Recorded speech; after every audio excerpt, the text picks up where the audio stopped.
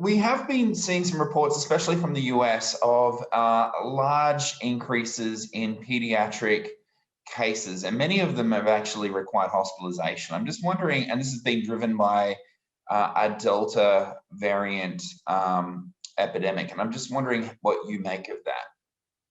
So it's very clear that there is the big difference with the Delta variant in that it is much more transmissible, perhaps 5 times more transmissible. And so we're seeing more cases of COVID in all age groups, and that of course will include children. But it doesn't appear that the Delta variant is actually targeting children any more than it is other age groups. And the very good news for us all, and particularly parents, is that COVID remains a mild disease in the vast majority of children. So there's no evidence that this variant is more virulent. So the chance of severe disease in any individual remains the same, but there's just more cases because the variant is more transmissible. And so I can be reassuring to parents that the Delta variant isn't causing any more severe disease in children than the previous variants, and that severe disease in children remains very rare, hospitalization exceptionally rare, and death exceedingly rare. So when we're talking about children, are you sort of limiting the conversation to adolescents and children younger than 18, or specifically 12-year-olds and lower? Are you able to be a little bit more precise in who we're talking about when we mention children? Well, the age gradient for the Delta variant kind of holds in that those who are at most risk of severe disease and death really are elderly adults. And so when we talk about children, I guess I'm particularly talking about those under 18, and there's a gradient within that in that those under 12 are even less likely to get sick with any variant of the coronavirus. We know that some of these variants have better affinity for our ACE2 receptors. Does that have any implications for children in particular, since it seems that there are a range of factors that reduce the susceptibility of children to more severe outcomes, including the coagulation. But I'm just wondering what that better affinity does for the risks for children. I remain really interested in this really intriguing and I think a key question as to why there's such a strong gradient for the severity of COVID, and particularly why children and young people seem to be protected and the elderly are more susceptible. And we've been looking at the evidence that's come out since we last reviewed this.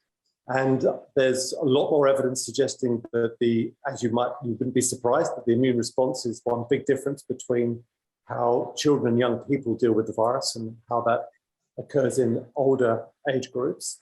And certainly the second most important theory, I think, still is differences in the coagulation system of the elderly and the aging of the endothelium or the lining of blood vessels.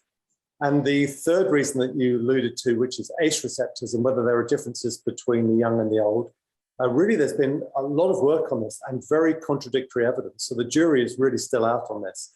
I'm becoming less certain that that's one of the major explanations for why children have less severe disease.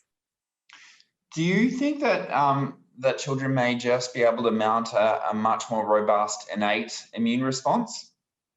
I think that's definitely one of the things that's most important in protecting children, this ability to rapidly deal with the virus at the very first level, if you like, with the frontline part of the immune system, the innate immune system. And of course, that raises the question, why is that? And there are a number of theories for that.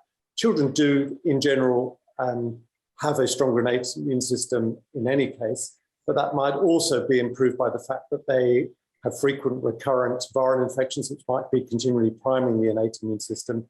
And it may also be due to the fact that they've more recently had live vaccines as part of their routine scheduled vaccines that might also improve their innate immune system. But it's really unclear which of those things is the most important. But certainly that early immune response is almost certainly the most important thing in protecting children. Because we know that the virus has a good way of circumventing the type 1 interferon response. And do you think that that is less likely in pediatrics? Yes, I think there's two things going on. So children are kind of protected by having a stronger innate immune response. And then there are a number of factors which, if the virus then causes disease, which might then be more important in initiating the inflammatory cascade and the cytokine storm that's associated with severe disease. And that will certainly include those interferon pathways. Okay, and so with the innate immune response, the kids may just have more neutrophils, macrophages, things like that, that are present maybe because of the pediatric immunization sort of schedule, maybe also because they're exposed to more cold-like respiratory illnesses. I suspect it's, well, like everything, for every simple question, there's a simple answer, and it's almost certainly wrong.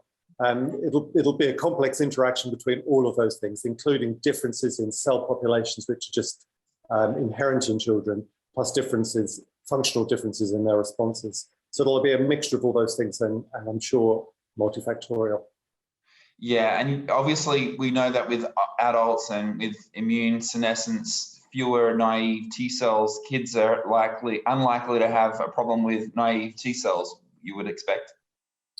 Yes, so that's the other interesting thing, is that as you get older, there's inflammaging and also chronic CMV infection, which can depletes T cells. So I think all those things come together. And I've always felt that it's a combination of certain differences in the immune system that are protecting children from getting infected, and other factors that are associated with, once you are infected, getting severe disease, which is what makes the elderly more prone to those severe outcomes and unfortunately death.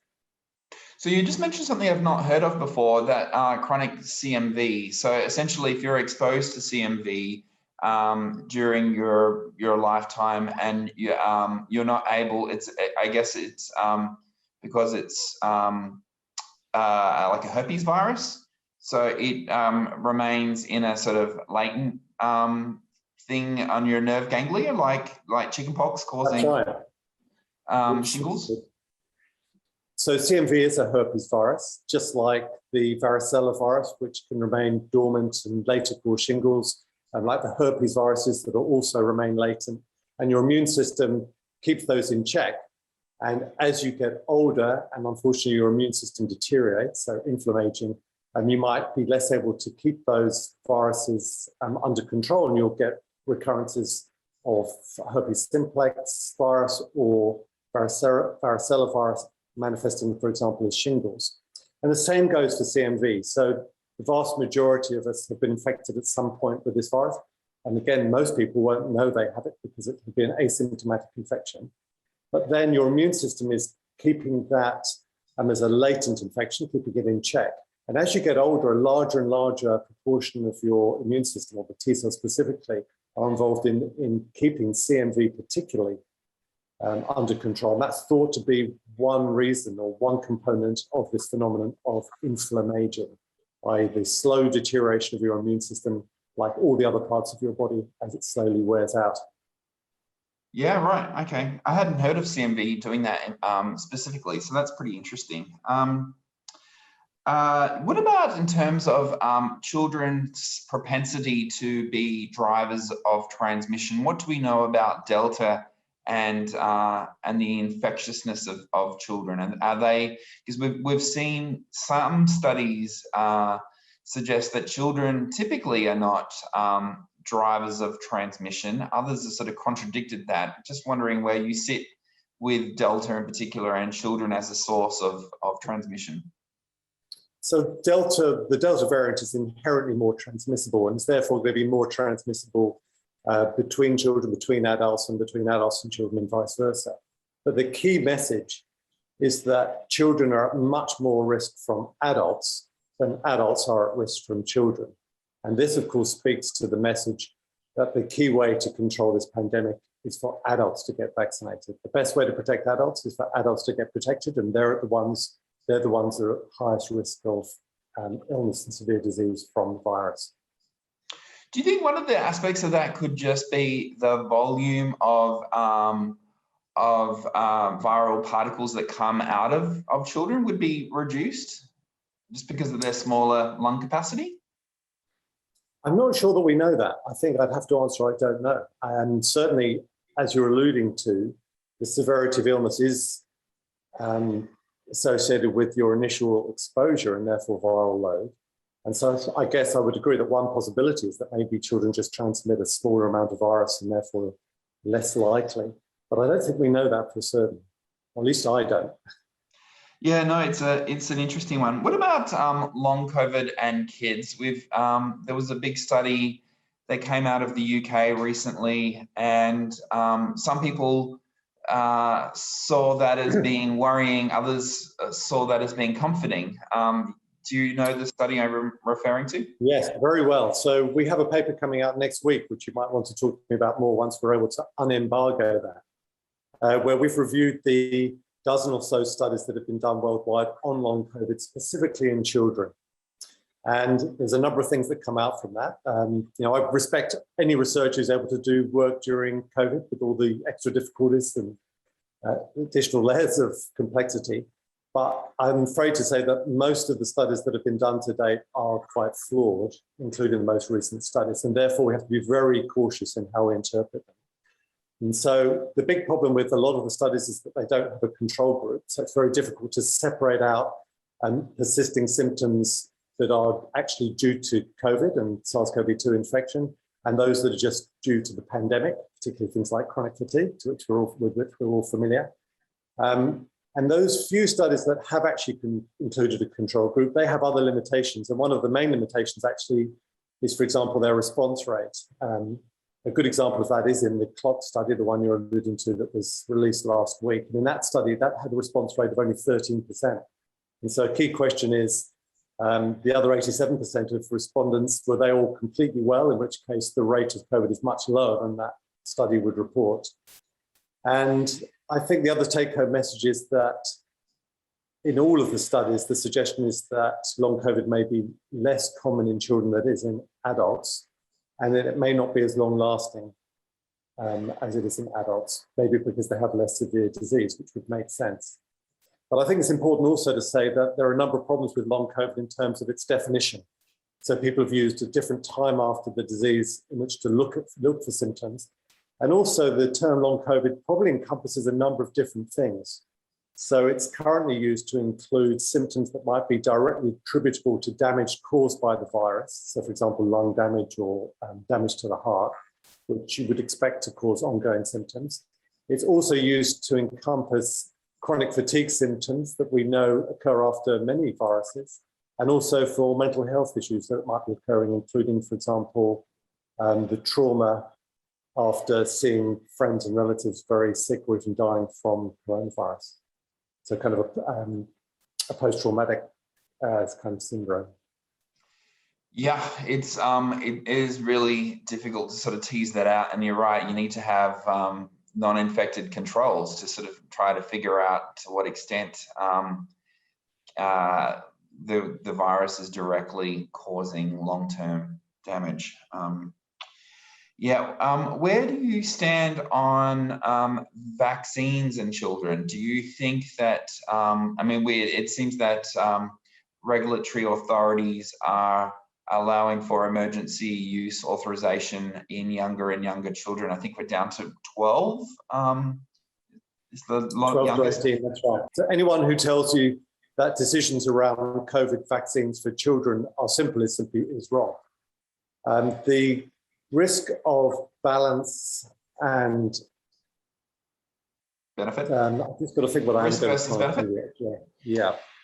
Well, I guess because we're talking really about the potential for adverse events versus from the vaccine versus adverse events from SARS-CoV-2 infection, aren't we? That's right. So when we're deciding on using any vaccine, we're balancing the harms of the disease with the harms from the vaccine. And that risk-benefit equation is very difficult in children, much more difficult in children than it is in adults. And the reason for that is that in adults, of course, COVID can be a very severe disease. We have very safe vaccines. And so weighing that up is very simple, that the risk of the vaccine is much less than the risk of the disease. But that balance is much more difficult in children in whom severe disease is very rare. And so even a low rate of potential harm from the vaccine has more weight. And so just simply the complexity of weighing up that risk-benefit equation is much more difficult in children. And then do you think another part of that might be a discussion about the public health benefit of vaccinating children versus the individual benefit too? That's right. So when you're looking at the use of vaccines, you're looking at what's the benefit for the individual and how do you balance the harms from the vaccine and the harms from the disease. Particularly in that age group that we are vaccinating in Australia now, the 12 to 18 age group. You're also looking at how it can benefit the community in terms of reducing transmission. And a third aspect, which I think was certainly looked at by Atagi in that decision to use vaccine in that age group in Australia, was the benefit in preventing school closures. Because we know that, of course, there only has to be 1 or 2 cases for whole classes to be sent home.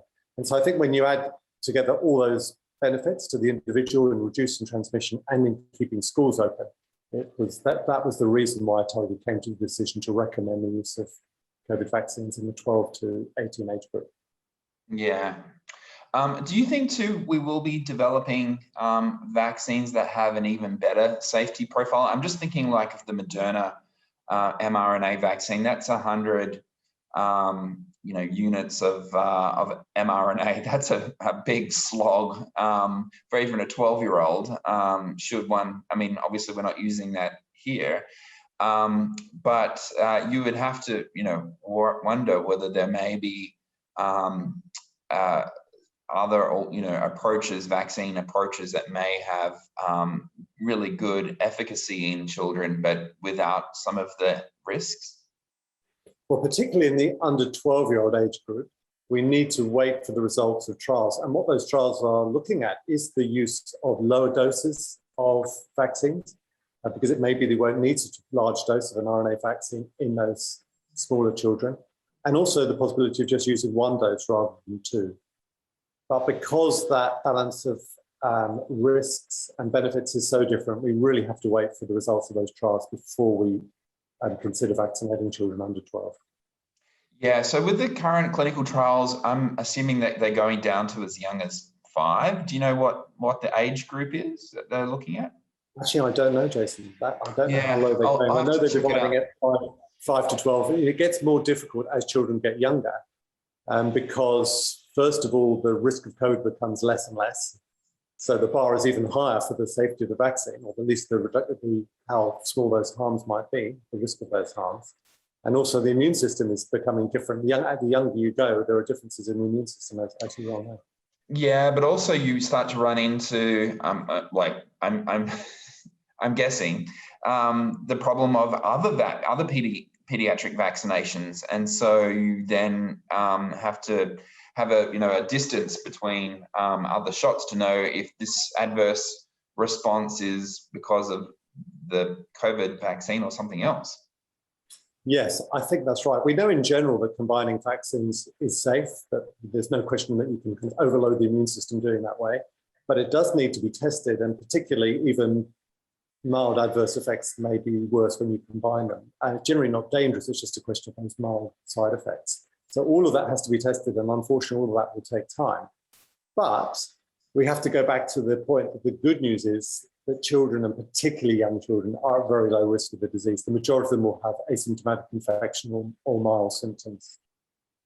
Yeah, no, I was just thinking in terms of powering your study, given all of that, you're going to need to, unfortunately, have a lot of children enrolled in a study to get the powering to show anything, I would have thought. Yes, but I guess the vaccine trial community is used to doing that in children and starting small, gradually increasing in a safe way. So I'm confident that can be done, but it will take time. Yeah, is that Fiona Russell's area?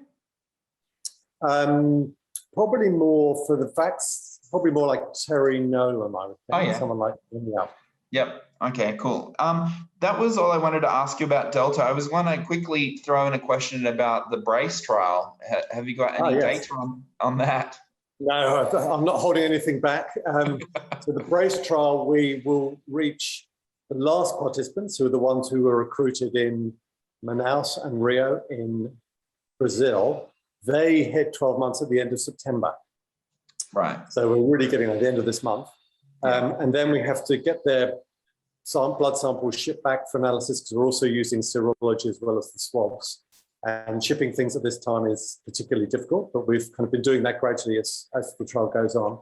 And so simultaneously with that, where all the stats files are being written, is very complex. It's a really complex. Okay, I'm working through all of that, thinking, all right, so maybe February you might have some data. Yeah. Well, we're going for Christmas as a Christmas present to ourselves, but between these four walls, I think you might be closer to the truth.